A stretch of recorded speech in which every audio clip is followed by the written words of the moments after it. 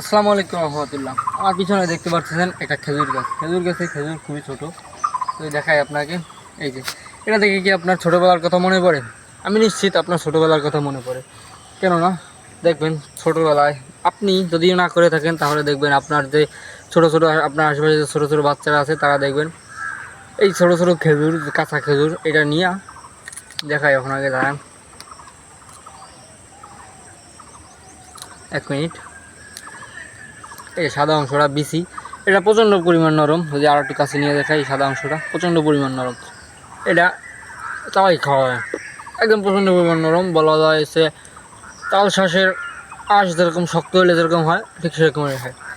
তো পান যেরকম খেলে কষ বেরোয়,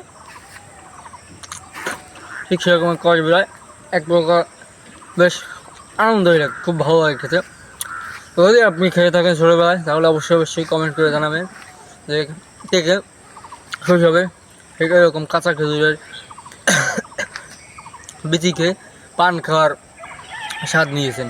ধন্যবাদ।